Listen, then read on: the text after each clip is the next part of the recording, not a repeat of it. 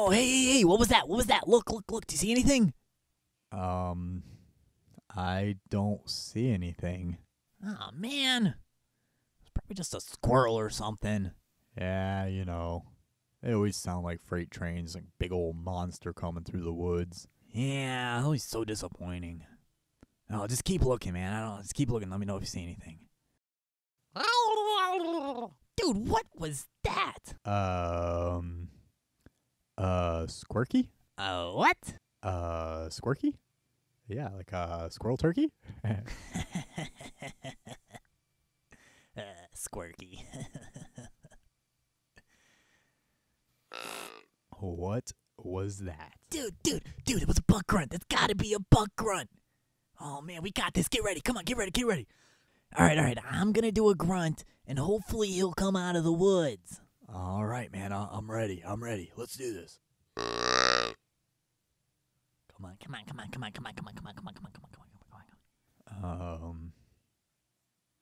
I don't see anything. Dude, there it is again. Come on, he's out there. That's a lot of grunting for one buck. Oh, man, come on. That's gotta be a buck. Dude, there it is. I don't know. Maybe it's like the construction around the corner or something. No, come on. That was a grunt. That's gotta be. Oh, man, come on, dear. Come on. Oh, what the? Dude, is that a drill? That's a drill. You gotta be kidding me. There's no freaking deer out here. Oh, man. These noises, they get you every time.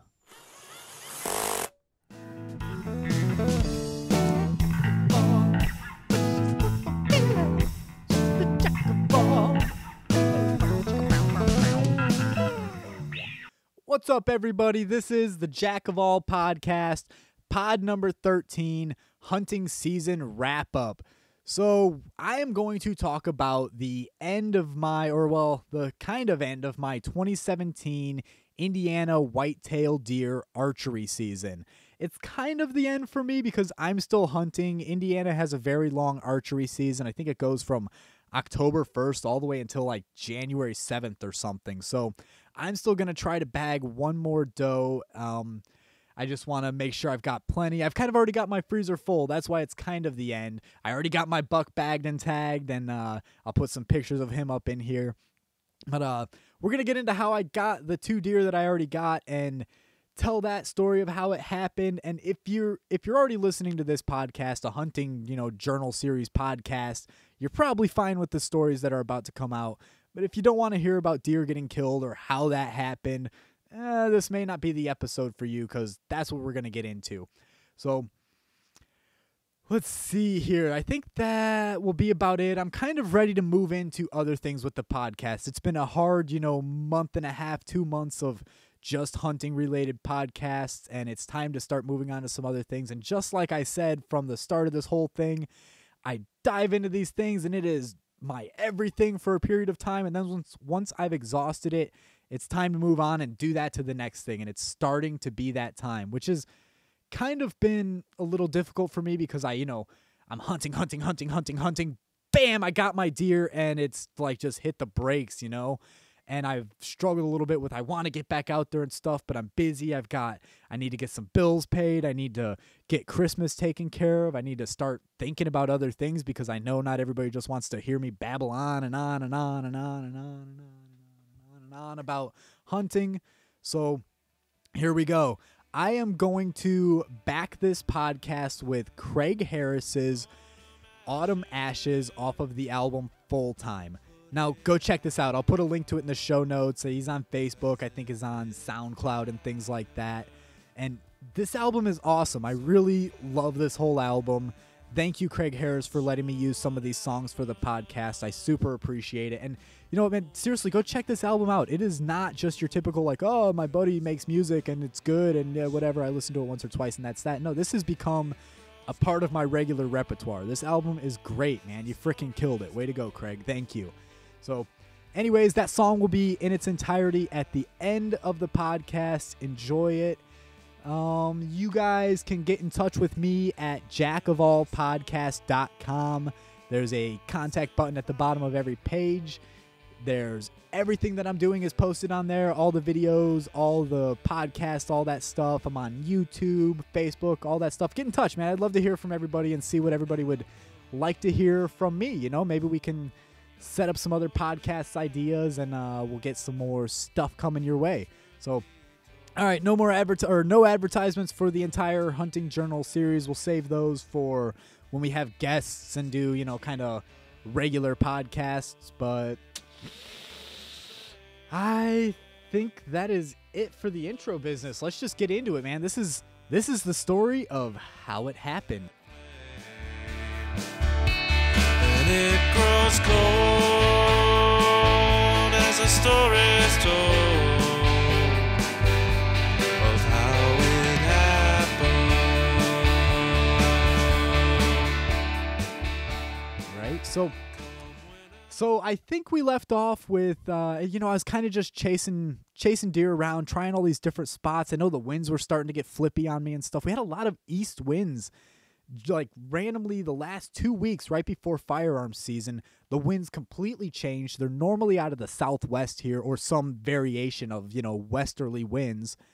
And so all of my stands and all my locations were kind of based around that. And all of a sudden I had winds just completely opposite of what I needed. So I was scouting around and trying to find other places to be. And, I'm going to tell this story real quick because I don't think I got to it in the last podcast, and I'm just going to run through it real quick. But I'm out scouting for new places to hunt and trying to figure it out. And I'm hitting up the Roush Lake Reservoir instead of the Salamone Reservoir, trying to find a new spot, and it's actually closer to where I live, so save a little gas and stuff. And I didn't find anything good out there. It was way less good deer property out there than there is at the Salamone, and it seemed to be, just by the check-in sheet, way more hunted. Anyways, though, it was pretty cool. As I went out to scout this area this one day, I'm coming back down out of this field, and it's actually getting to be like 5 o'clock-ish or so. So it's starting to be like, deer should be coming out time, and I see a doe in the field like maybe 300-400 yards out from me. So I crouch all down and I'm like, all right, I'll see if I can just kind of look like a deer and see how close I can get in on her. I'm not expecting to get anything, but who knows? So I crept up, a couple 100 yards, and then she got too concerned and jumped into the, there's just some tall brush next to this field that she had come out of, bedded in, jumps back in there, whatever. I kind of keep my sneak on and get all the way up to where she was. I see the tracks in the dirt. Awesome. So I just stand there and pause for a second, and boop, she pops up. She's standing there 10, 15 feet in front of me, just right there.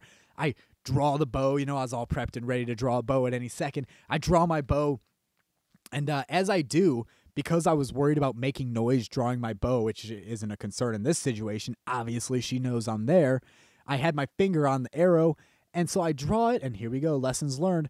I catch my finger on the broadhead, cut my finger, pop the arrow off the string. So now I'm holding my bow at draw, right? With no frickin' arrow on it, standing 10 feet from this deer. So I bite the arrow in my mouth to hold it, put my bow back down so I don't, I didn't want to drop the arrow, let the bow back down, put the arrow back on the string. She's still standing there. I draw the bow again.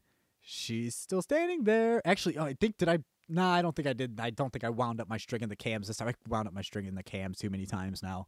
My coat strings in the cams. Anyways, though, I get the bow back to drawn. I think I did wind it. No, I was afterwards. I wound my shirt up in it that time.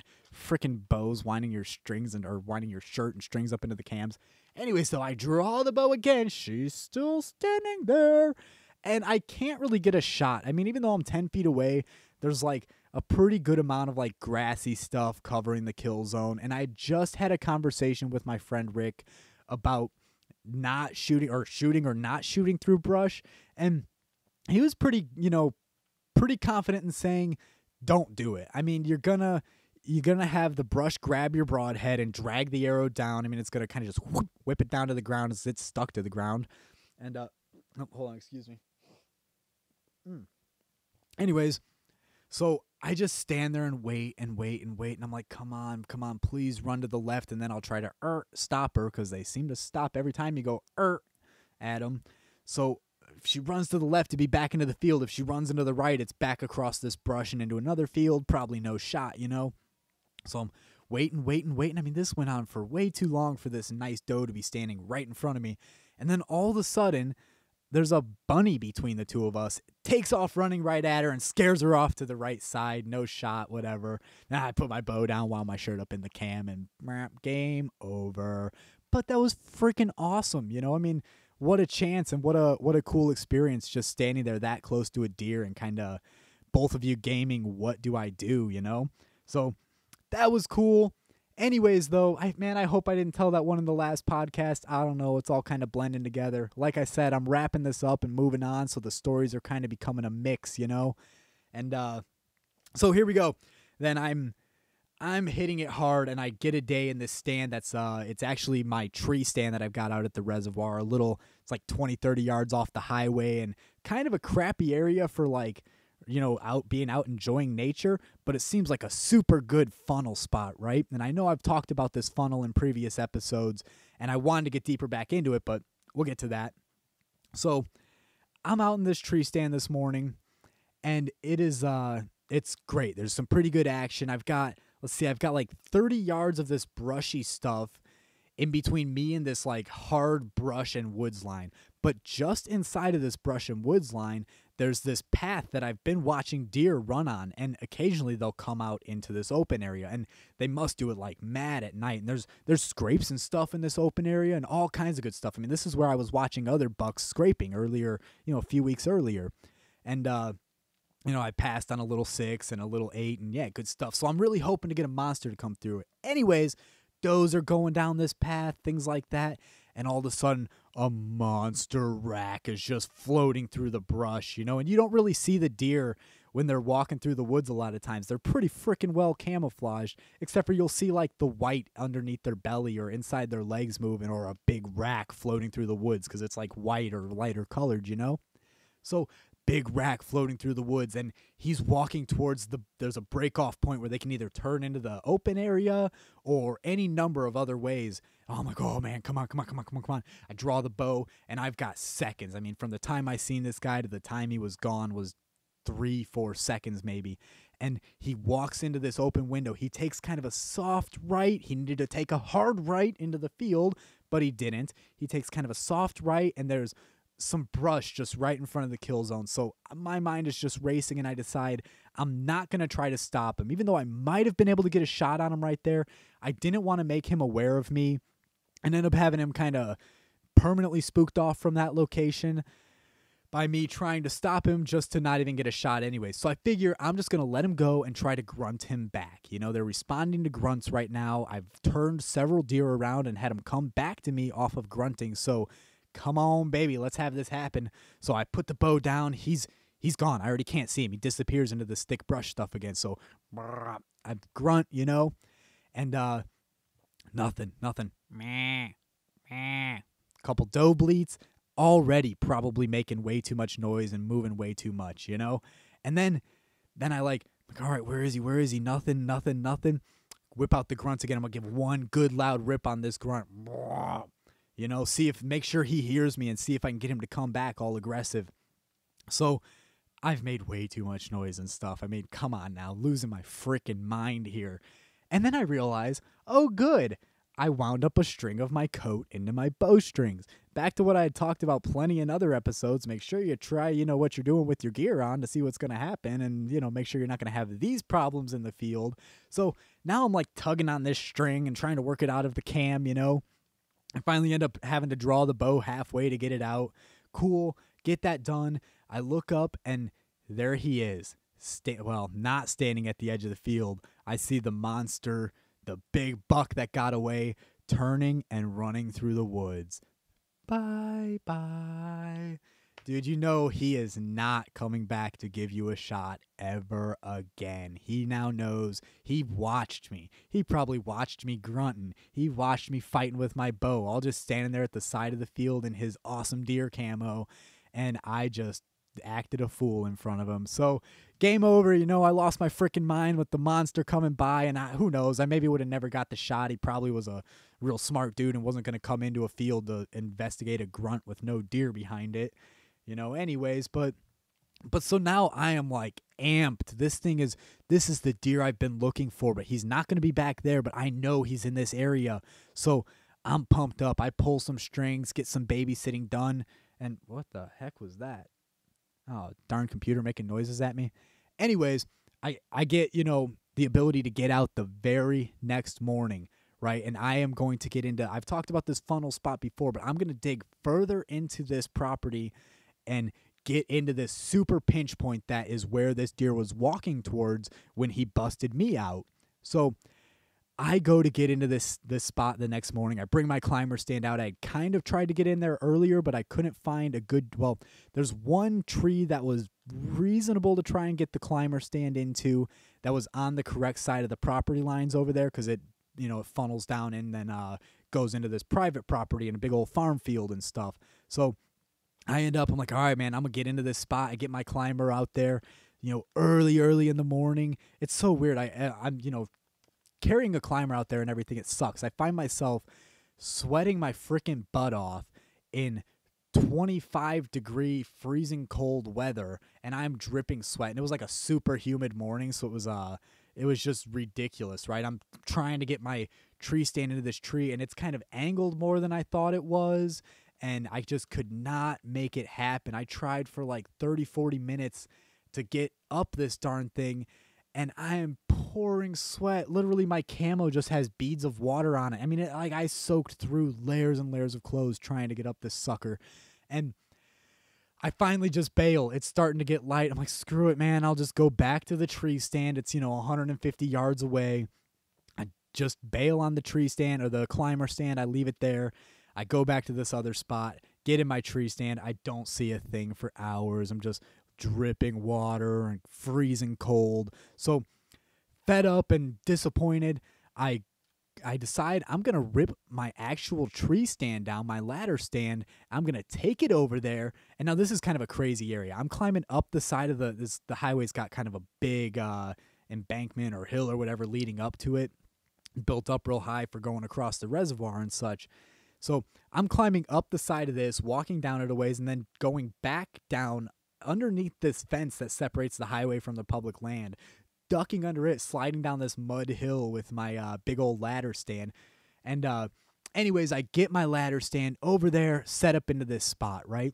So this area I've talked about before has this cornfield that I've just been certain that as soon as this field comes down, this is going to be the funnel. Like, these deer aren't going to go running across this field. They're going to use this woods funnel.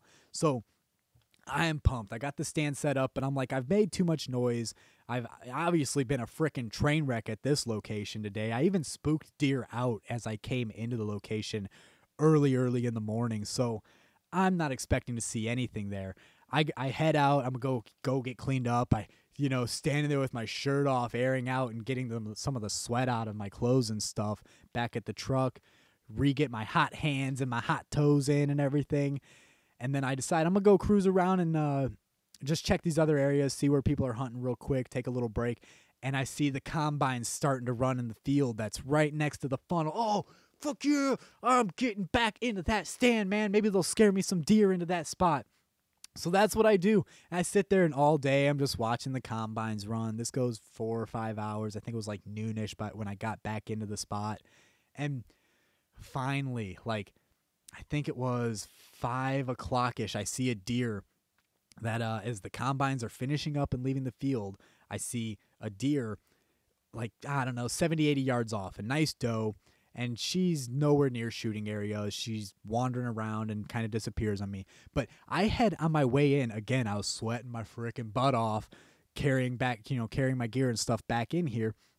And so I stripped all my stuff off on the way in, and I've got to explain this terrain a little bit to make this all make sense. So as I come down the hill from the highway, I have to cross a little river that I'd put some rocks down so that I could actually get across. It's real shallow, but I still was going to have to get my feet wet. So I put some rocks down. I get across this river, and there's a pretty good hill climb up to where it's, flat again on the other side of the creek or river or whatever it is. And I'm like, you know what? There's obviously a deer path down on the bottom side here right along this creek.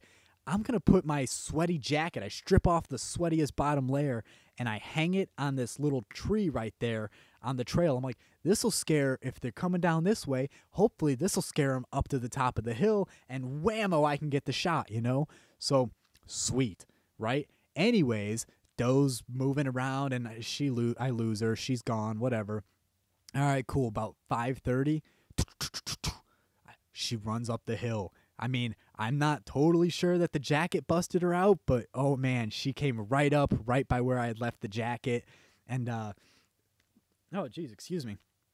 And just perfect. She comes in, and I go, try to stop her, and she stops just perfectly, kill zone right behind a tree. Oh, come on. You know, she looks around, doesn't see nothing, even though I had made a total mess of this area. The grass and everything's all beaten down. There's a new ladder stand there. I'm there. She shrugs it off. Nothing here. Do. This is the first nice deer I've had a shot on all year, too. Like, I've not had a decent, reasonable chance at taking a mature deer yet. And she wasn't that old. She was probably a 2.5-er, but still the nicest doe I've seen yet. So she takes a few more steps. She stops again. Thunk. And I pulled the shot a little bit. There was a stick that was kind of looked like maybe encroaching on the kill zone. Kind of tunnel vision-y. I'm all pumped up. This is it, And I pulled the shot a little bit. It was a little high, a little back, but the angle was perfect to where it did not matter. Actually, when I ended up gutting her, the arrow had split the diaphragm where it entered, lacerated the liver a little bit, lacerated the lung. I love bow hunting. I'm using Knapp Kill Zone broadheads, and holy crap, dude. When it hit her, I seen the skin just stretch open and just like a big old hole opened up. And I mean, immediately, boom, big old hole opens up in her. And so it split the diaphragm, lacerated the liver, caught the lung. I mean, the fact that it got both of those right on entry is just unbelievable. It ended up going through in front of the diaphragm after that, smashing the other lung, and then out the other side. So she takes off running down this path, and it's like one of those little deer paths that's, got like maybe 3 feet tall, like all grown over. And I love the way my buddy described this. I think he said it was like little gnome Edward Scissorhands just running around cutting it up, So it looks like a little gnome Edward Scissorhand path. And she went down this path, and it is just blood horror show everywhere. Holy cow. I don't think I ever want to hunt with guns again, because I've never seen so much blood as I have from shooting deer with broadheads. They are gnarly, and honestly, it seems more ethical than shooting them with a gun. I mean, with guns, you sometimes get the nice perk of having them drop on the spot. And got to explain, just so people understand, when they drop like that, you shoot a deer with a gun and it just falls over, it's literally getting knocked out. It's like getting, it's like punched in the face, knocked out. So what happens is, from all the concussive force, I'm layman's terming this a little bit, but from all the concussive force of the bullet hitting, it causes the blood to pressure through the head and everything and knocks them out. So that's why they're dropping. I mean, they don't drop because you just shot a hole through them. They, otherwise they do the same with bows. You got to get that concussive force. So anyways, though, just freaking blood horror show down this path. She did the 60-second run and down. Freaking perfect, man. Wrapped her all up in a tarp and drug her out of there, saved the, made the hide real nice kept the hide real nice, keeping it all wrapped up and everything. And yes, success, man. Finally some success. I mean, it's not the big buck that I was after, but heck yeah, man, I did it. I finally got my first bow kill. Beautiful. I didn't get really any good pictures of her because it was dark. She was a freaking mess. I did get some pictures, but nothing great. And then I immediately had her at the butcher the next morning. So that was that. But super thankful. I'm working on the hide and everything. I got it almost done tanning out in the garage now. And man, just so thankful for that mama deer. And yeah, great stuff. So now, though, that area is kind of dead. I'm like kind of writing it off and saying I'm just going to avoid this spot for a little bit and go hunt the other area that I've talked a bunch about where I've been watching these does move a lot. So I still have a doe tag and I still have a buck tag, right? So, all right, here we go. I'm back out to it. I'm in my second favorite stand, maybe my first favorite. I don't know. These are my 2 favorite spots, though, that I found out at the reservoir. And I'm out there early in the... No. This started off with an evening hunt the previous day. Jeez, I got the burps like crazy. Hold on. No, it's going to sit here and tease me. Like, you got a burp, but no, you don't. Anyways, so I'm out for a nice evening hunt, and it starts off kind of slow, but deer are moving. I see some deer move through the woods. Awesome. To the, let's see, they were actually downwind of me, but this spot's so great. It's on this hill, and they don't seem to... Oh, there's that burp.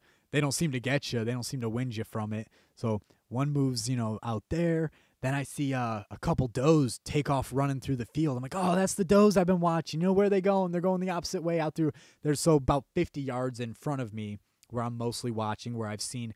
All right, see if I can explain this a little bit better. It's kind of a pinch point. I'm hunting. On one side of me is this valley. On the back side of me is the top of the valley where there's a field of private property, and it's just this mowed grass field. And it's probably 150 yards wide maybe. And then on the opposite side is back to public land, and it also drops way down to another river on that side. So this spot looks like nobody's really been out there, and I'm hunting on a corner of the woods. It's a corner of the field, and then the woods protrude out further into the field. So it kind of pinches, though, in the corner between the field and the valley. That's why it's such a nice place to see deer running, and nobody's going back into that bulged out part into the field, so it's kind of a nice deer haven. Anyways, I see my 2 does that I've been watching. I think it's my 2 does that I've been watching in this area take off across this field. Like, cool, but bummer, they're going the wrong way. And all of a sudden, I see this nice buck. What is that? Why are you beeping at me? Stop it. Anyways, I see this nice buck take off across the field after him, and he's a few seconds behind. They're already gone. He kind of is out there looking around. He does like kind of a couple turnaround U-turns. Yeah, I grunted at him. Nothing. He kind of actually did pause and look, but nah, he's onto a couple does. He did not care, but he looked great. Real nice tall rack, nice looking deer. I mean, oh man, if he walks in front of me, man, I am shooting him, right? Cool, that's done.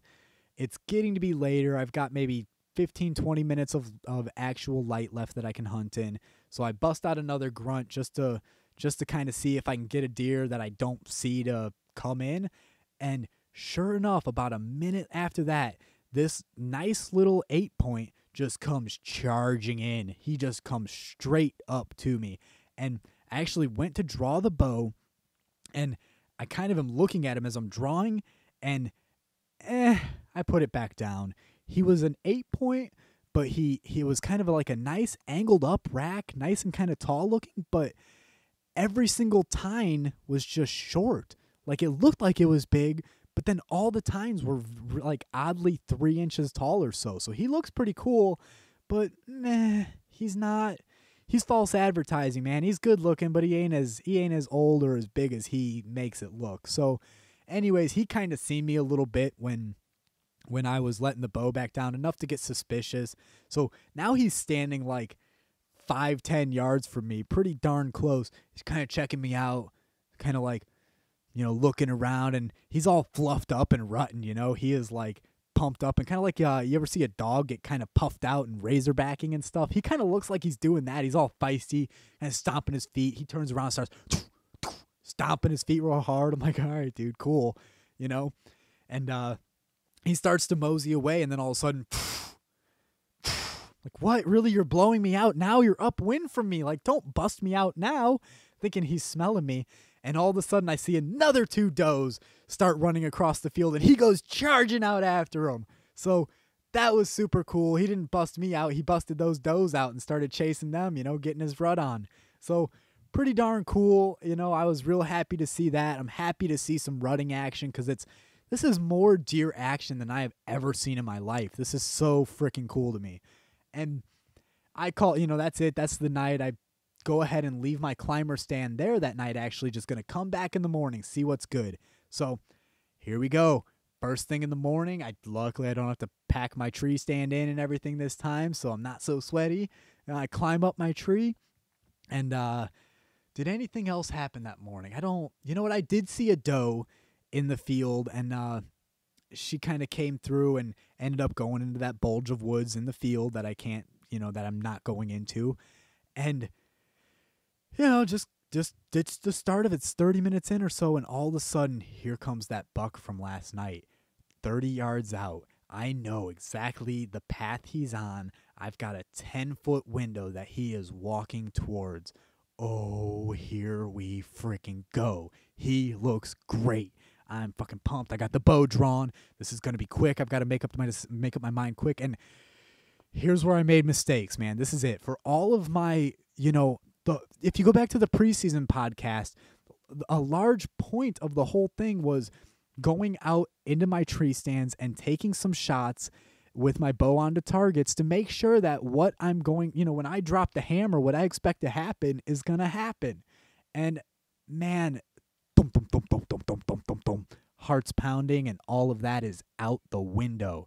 So he's coming in quick, and I can tell, I can't even say like, I don't know what I was thinking when I did it. No, I know exactly what I was thinking. I had just listened to this podcast the night before, and this guy had told this story about how he watched the monster buck that he was after. He knows this deer, this is the one, and it disappears behind this evergreen, and he knows it's going to walk out, so he's ready to go. He puts the pins where they need to be.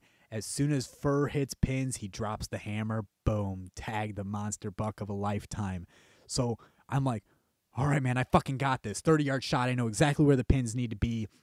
Put it all right there. As soon as the fur hits the pins, I'm gonna drop it. So as soon as the fur hits the pins, I'm using a knock-on silverback release, right? And it's kind of, I think they call it a back tension release. So how it works is that there's kind of a thumb safety on it that when you let it off, now the release is ready to be triggered or ready to drop, but it doesn't drop until you apply a little extra backwards force over your pull weight. So he comes in, pins hit fur, and I go to drop it. And I kind of noticed that it takes a second longer to drop actually than it should have. Like had I, maybe released it that second, punched the trigger most likely had I done that. But had I, dropped the hammer at that split second, maybe this would have worked out better. Maybe. So either way, though, just a bad call. I don't know if I can hit a moving deer with an arrow. What the hell am I thinking, right? But I go for it.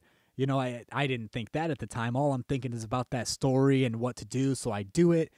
And I'm watching the arrow, and again, it's like tunnel vision. You get so pumped up in these situations that all of your training kind of goes out the window, and you fall back on just your core skill set. And I watch the arrow fly, and it's looking good. But I'm like tunnel vision-y, and it looks like the arrow stays still, and it looks like, it looks like the buck stays still, and the arrow just drifts slowly backwards, more and more and more, and whack!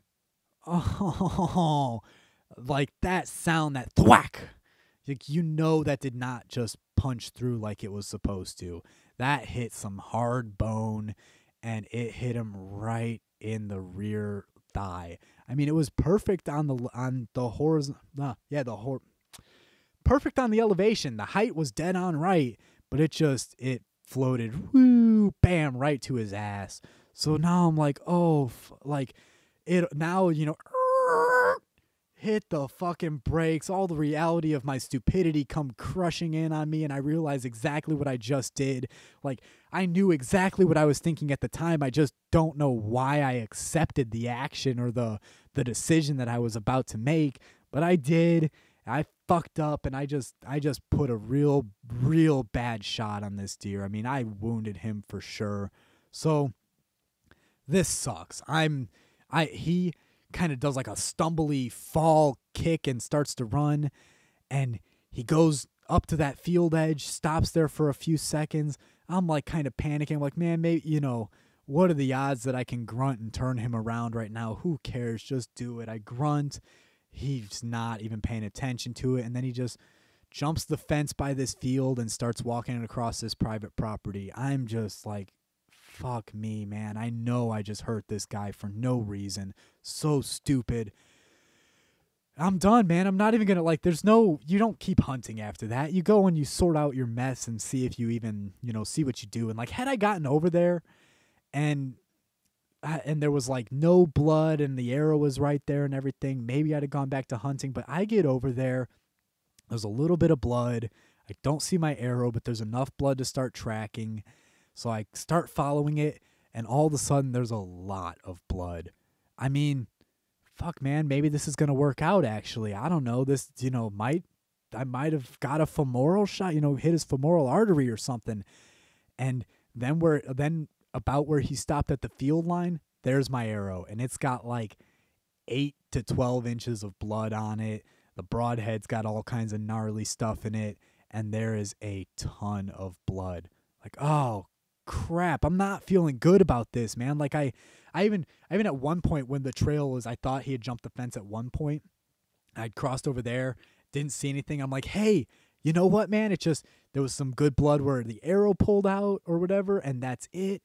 And I even text my buddy, man, I leg shot him. I know I leg shot him.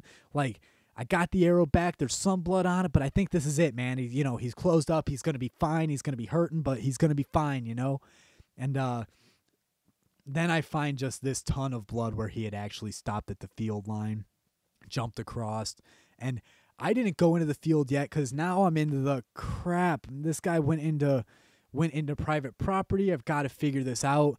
So I go over to the property owner, and they're not home. I figure out, luckily they had a paint horse business, so I'm able to get a hold of them via phone. I get permission to go track them. I track across this field, and it's already been a solid hour or so now since I shot him. And I track across this field, see where the blood trail ends, because if I couldn't even get the blood trail across the field, how can I track him any further? I see where it ends. I throw my arrow in the ground, and I just leave it there, and I'm going to come back later. I'm talking to my buddy Rick this whole time, getting advice, because he's just kind of been my mentor for all this bow hunting stuff. He's a great dude and got just great, solid advice. And, the advice is basically just let it die. Let it sit and bleed out. Don't scare it up. You might end up with it not, continuing to bleed out well. You won't be able to track it then. And I've done that before. I've done that. It's so awful. I've done that with rifles at distances I shouldn't have been trying to take shots at. And then you screw it up, and then you're tracking them, and it's just, I scared up this buck and tracked it forever, and I should have just let it die, because I'm sure it did. I never got him, but I didn't want to do that again. I'm not making that mistake again. I already made one freaking huge mistake today, so I'm not doing that too. So I let it go, and I go ahead and cut on out of there. And with all the blood, though, I maybe should have kept pushing him, because I even had heard on a podcast, again, I'm hardcore into this hunting stuff right now. I'm listening to podcasts, and this is my everything. And I just recently heard on a podcast about, if you get a femoral shot, you push them, because it's not going to clot, and they're going to keep moving and pushing that blood out, and boom, they'll just drain out, and that'll be that. If you get a liver shot or a gut shot or something, you let them sit, so you really got to be good about judging what you did and knowing what you did. And you really question yourself. And even though, I know I shot him in the leg, and certainly this is a femoral, I'm just going to let him sit and back out. I mean, hopefully he'll just bleed out either way. It just might take a little longer, and that sucks. So I come back about 5-6 hours later, and I track, and I'm all right. This is where it gets real messy. So I start tracking in on the other side of this field, and about kind of a curving around, random 20 or 30 yards in, there's still plenty of blood. I'm tracking, and all of a sudden I hear, I'm like, what the fuck is? I look up, and he is 20 yards in front of me with his head tucked into his crotch, just fast, shallow breathing. Oh fuck, man, he's still alive, and he's obviously fucked up. I mean, he's got to be just jacked up to be on the ground this close to me, you know, because I was not quiet getting through. He was in some thick, nasty woods that I was tracking him through, so I couldn't even be quiet getting through there. So he's jacked up. I'm texting my buddy, man, what do I do? This is effed up, man. I do not know what to do. He's like, man, you like, you know, he's just sitting there. He's not running and stuff. You gotta, you know, can you arrow him? Put another one in him. Like, if you got your knife, did you bring your bow? What did you do? And luckily, I was worried about this kind of a situation, so I brought my bow and everything. And he's like, you know, if you got a knife, you sneak up behind him and grab the rack and stick him in the shoulder, you know, and just hold him. And I'm like, holy shit, man, you're ballsier than me if that's what you do. And then I actually came across the guy who did that. I was kind of like, wow, dude, you're a badass. But anyways, though, he's, you know, doing this, and he'll put his head down, and he has to see me. I mean, and he must be so dizzy and jacked up from blood loss. He's just, and this is freaking heartbreaking. It's so messed up. This is a jacked up situation, and I guess better than just losing him knowing you killed him. But so I slowly work my way up to where I can get a shot on him, and I mean, I had to get about 2 yards from him, so freaking close, and he let me do it. And it takes me about, I don't want to scare him, you know, like, I don't want to make this worse than it already is, and I think maybe he's out of it enough to where he doesn't really realize I'm there. So I slowly creep up and get into there. I'm like on my hands and freaking knees getting through this brush, and I go to draw and put an arrow in, and he was laying, you know, he had his head down, and he lifts it up, and he just looked right at me. I mean, he's seen me, there's no doubt, because as he was going to put his head down in his crotch where he had a hole clean through his leg and into the other one. Jeez, computer, please stop.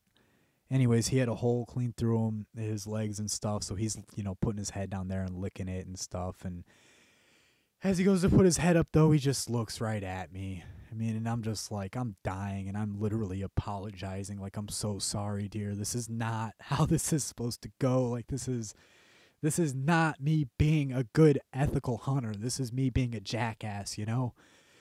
So he finally puts his head in his crotch again, and he does that for a few seconds, and I'm just waiting.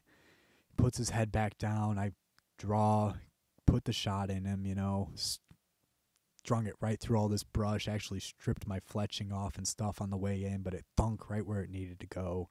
And he still took like 2 minutes to die. And this was bad. I mean, don't do this. Take it from me that, you know, don't take the shot you don't know how to take. Don't take the shot you don't know if you can make, because that sucked. Don't do that. And that, you know, it sucked to me. Like, emotionally, I'm still kind of fucked up from it. I mean, whatever, it's fine. But emotionally, it's still a bit of a horrible thing to me. And he's the one who fucking suffered for 7-8 hours, bleeding out and being all jacked up and dying. So that's it, man. He finally's done. He finally gives his last, and like I'm doing like the I'm like, I want to tell my people, like, hey, you know, I got him. It's done, because we're all kind of like waiting. They're all waiting to know if I got him, and you know, I even had to like be like, dude, put the phone away and wait till, like, because I went to take my phone out, and then he started jerking, and I'm like, oh my, like, stop, please, just die already. So I finally, like, you know, try to just respect the moment, and I'm apologizing to him and pray. Like, I'm not like you know, I have my beliefs, but I'm not like a religious person. But you know, there's one thing that'll make you pray. It's this kind of stuff, you know? So I'm praying to whatever there is that, you know, I'm sorry, please end this, you know, please, you know, make this be not so bad as it actually is for him. And finally it's over with. A few minutes later, I finally go up to him, and, you know, it's back to, you know, kind of being proud about what I did. Like, I'm, you know, yeah, I got him, man. I got a beautiful, awesome buck to show for the year. You know, a nice, at least 2.5-year-old. I can't tell if he was 2.5 or 3.5, but I got him. I did the damn thing. So there's that. I can at least be proud of that and honor him from here on in and be thankful. So that's what I did. Cleaned him up, got him out of there, and man, super big thanks to the property owner. He let me drag him out through the field and up just right to his barn and stuff. And get my car right up to him, and that way I didn't have to take him like I was gonna have to drag him over fences and stuff to get him out of this place. And so I did everything again to preserve his hide and keep it all nice, which the butchers ended up fucking up in the end anyway, so I was pretty pissed about that. They ended up somehow managing to lop a big old chunk of fur off of it. So whatever, though, I got him out nice and clean. Got the trophy shots and everything. I'm super happy with him. It's the biggest buck I ever got, and archery. Man, what a frickin' time, and what a lesson learned, And I kind of like I know what happened, I was super confident thinking about the story that I had heard the day before. I'm thinking I can do that. I got this. And so I guess it's, cautionary tale. Don't take the shot you don't know you have, and take your time. Like, I could have stopped him. I could have and if I didn't get the shot, you know what? I still had time. I got till January 7th. And even though, it was 3 days before the start of firearms season, but so what? You got time. There was land that people aren't going to that I'm willing to go to. I could have kept the hunt on, but fuck it, man. I did it. I got it done, and that's that. So, next time I will stop him, and if I don't get the shot, oh well, even though I got the monster that I've been looking for all season. Oh well, so what if I didn't? If I didn't, he wouldn't have suffered for hours and hours and hours. I wouldn't be upset about this gross kill that I have. I mean, it's for all of my trying to do good and be ethical and take a mature deer and everything, I still botched it, and that sucks, man. That sucks. I don't want to be sitting here telling you guys this story. I want to be telling you that I stopped him. Thunk, beautiful kill shot. He dropped in 20, 30 yards. Just woohoo, yes. But oh well, that's that.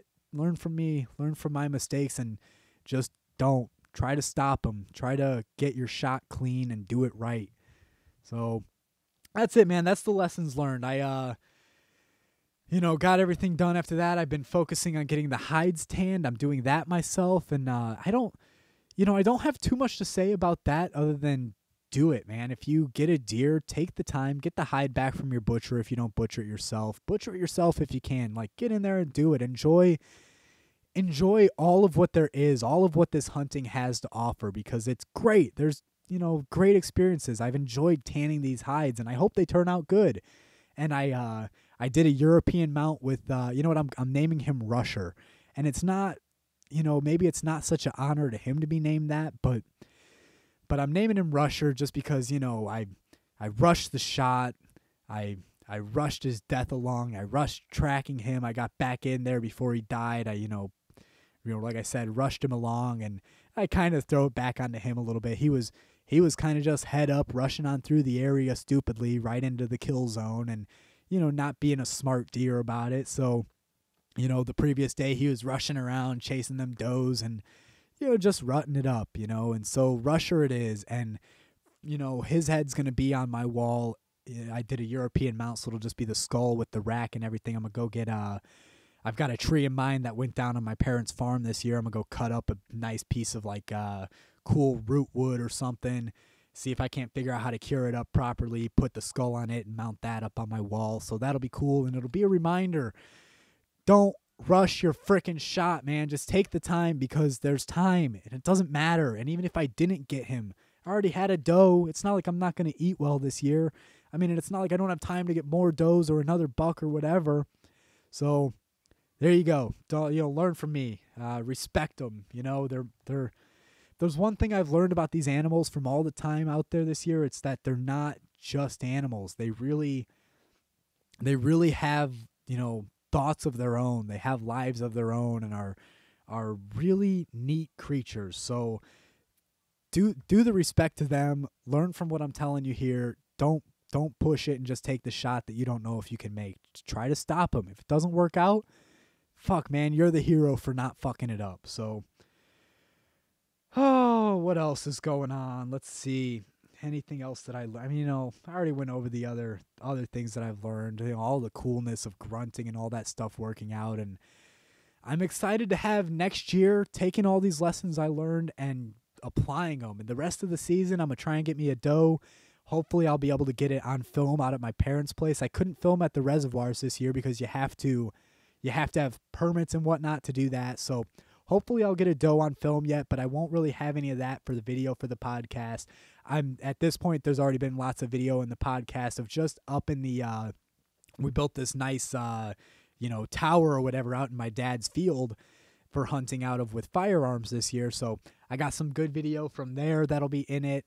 And the whole drill thing, thinking that the sound was a deer was a drill happened out while we were sitting in the fort, and that was good times. And man, we actually, my first morning up in the stand with my dad, it was awesome. We had a big old buck come in, and it was first light. I mean, just barely even shooting light. And I see his silhouette about 280 yards off, and he comes into the field, and he's just making his way across the field. He ended up about 220 yards out or so, right in front of us, and just, you couldn't see that well. Even my dad on the scope was like, couldn't totally tell what he was, but you could see that it was a nice buck, had a nice rack. I mean, I think he was probably a 8-point, probably similar to the one I got. Maybe, who knows? He might have been a freaking monster, But it's shooting light. He looks great. 220 yards. Hey, man, do you want me to stop him? My dad's already on the scope watching, thinking about taking the shot. Yeah, stop him. I let out a good grunt. He stops. Bang! My dad takes the shot. This dude kicks up in the air like a freaking mule. Feet go flying way up there. He takes off running over to the field edge and stops. And as he's running, he's looking all wobbly like I'm thinking my dad just put one kind of through his shoulder, nice shoulder kill zone shot, good to go, And he's on the field edge. My dad's kind of like, what do I do? I don't know if he's going down. He's looking kind of wobbly. I'm like, yeah, dude, it looks great, but just put another shot in him. It doesn't hurt at this point. Just go ahead and send one more through him. He's only 240 yards out or so now. So bang, puts another shot through him. Does the same thing. Buck's way up in the air, hind legs way up there. So I'm like, man, just put 2 great killer shots through him. We got this, dude. And this is where you start to go, fuck, man. Like, learn the lesson of not doing something you haven't done yet.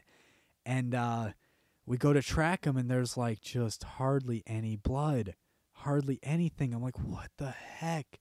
So, end up finding some decent blood in the woods, and he ends up crossing this creek and going all over the place, and he's doing roundabout turny stuff and just kind of really making it hard to track with how little blood there is. And then it just kind of just quits, no more blood. And I tracked him for probably a quarter mile just off of like little spots where like he must have had blood running down his leg. And like he had brushed up against some weeds or something, So I'm seeing little bits of blood on the undersides of leaves that are or weeds and stuff that are hanging there, and just miserable tracking. And eventually, like, nothing, just nothing. And at a point where he could have gone any direction, just nothing. So I start tracking down anywhere and everywhere. We finally give up. There's nothing.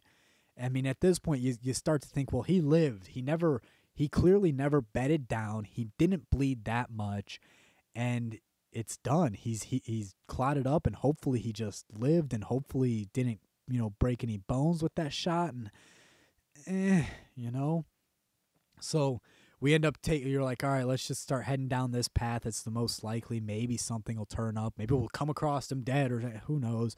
And I'll be damned if we didn't get, 30 yards down this path, and I see a tiniest drop of blood, just the tiniest little brush of blood, and then nothing, just nothing. It is game over on this guy. We tracked him for hours and nothing. So that sucked, man. That really sucked, but that video will probably have just played. We'll see. I got to get to editing all the video for this, of that whole thing happening. But man, was that a freaking great time, right up until the not getting the deer part, and then feeling like crap for putting a bad shot on him. So, new rifle. My dad hadn't fully proved it out at the different yards to see what it was going to do. I don't know, maybe just a little a little error on his part just from nerves of shooting. I mean, geez, which one of us doesn't do that? And then plus a little bit of error from not really having his drops dialed in. And that's that, man. You know, you don't get the shot. It doesn't take much. You get your errors compounding, and that's it. Game over. So that's my big advice for the season. Go practice it. Go put shots up at every yard. Go put shots up out of stands, up and down hills, and whatever way you might think you get a shot. Try it and see what's actually going to happen. There's so much good advice about things like, for example, your arrow, if you're shooting bow, at like 2 yards is actually going to hit lower than you're shooting because it's coming up to meet your 20-yard pin. So if you put the 20 on him, it's going to be below it because it's coming up to meet that pin at 20 yards. So I'm like, yeah, oh, geez, man, burping like crazy. Yeah, so I'm like, let's test this out. So I'm outside in my yard. I shoot at 10 yards. I'm like, oh, it's still like 20-yard pin, man. What the heck? I was like legit a yard or so away before I noticed any difference. I mean, unless the deer is right underneath you, man, you're going to hit right where that pin is. If it's right underneath you, you're going to hit like at the freaking 50-yard pin or something, 40-yard pin, So it's good to know, and it's good to actually test it and actually see what you're going to do, because I was kind of thinking like 5 yards might be a little low still. Man, at 5 yards, I'm still just putting the 20-yard pin and dropping because it did not seem to prove out to be anything when I tested it in the garage, or well, it's really in my garage and front yard. But I've set the target up in my garage, stand out at the end of my driveway and start dropping arrows, city slicker archery style, making do with what I got out here in the city. So test it out, guys. Go do that. Know what you're going to do, and that's it. I think maybe let's wrap this up. Let's see. I'm going to check over my notes. If anything else. Oh, man, that little 8-point buck that I had stomping and stuff in front of me and chase off those does? I'm looking for him next year. I don't know. I think next year I might still pass on him. But I'm pretty sure that was the brother to the buck that I shot, because they both have kind of a upswept rack and like the same, like the one I got, he was only 8.2, but he had nice tall points, nice tall tines on him. And so I think those two are brothers, man. And hopefully those guys will keep going in that area. And maybe next year if I see him, if he looks the same as the buck I got this year, I think I'm going to try to pass on him. I really would love to see how freaking big that guy gets, because like I said, so you check their age best with looking at their teeth. So when I did the European mount, fleshing out the head and everything, I checked out his teeth real good. And I don't know, it's my first time doing this and really trying to age him. So I'm not sure if he's 2.5 or 3.5. I want to say he's 3.5, but he very well might just be a super, what do they call them? HPBs, high potential buck, that at 3.5, he would have just been a monster. So maybe we let his brother go and keep tabs on him for a year or two, and hopefully nobody else out at the reservoir tags him, So, yeah, that's that. Let's see.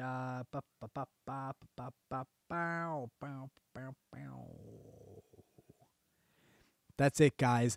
Thank you all for listening to my hunting series. I hope you enjoyed it.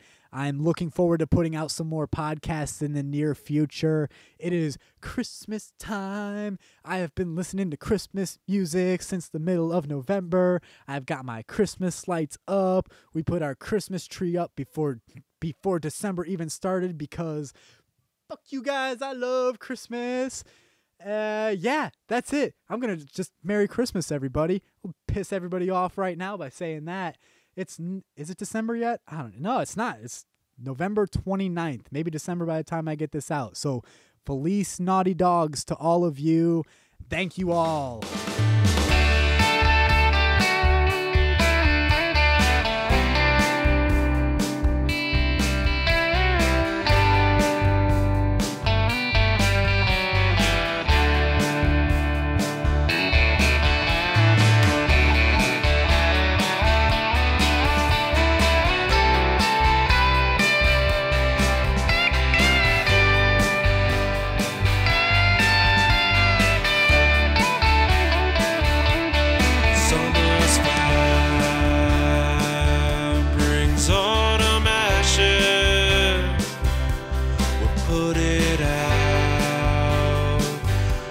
if it would matter. Burn so fast, not sure what happened. A cold wind blows and spreads autumn ashes, and it grows cold as the story is told of how it happened.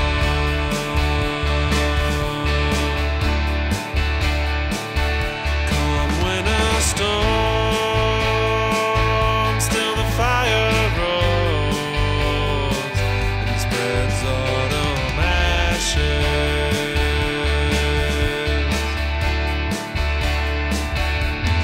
Now put on your coat and hat. Truth be told, no turning back. As each year goes, it all feels the same.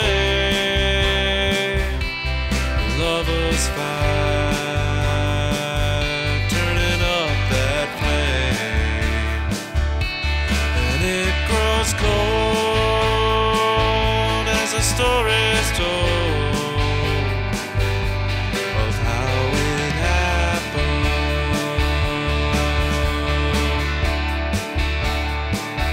Come winter storm,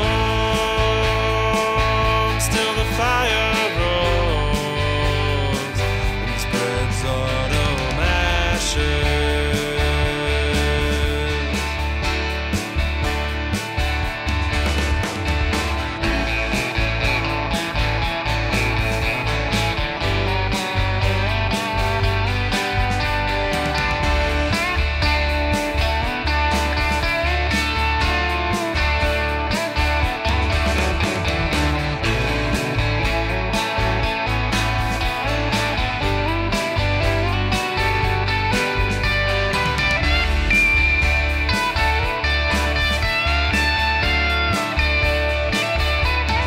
Midnight sky,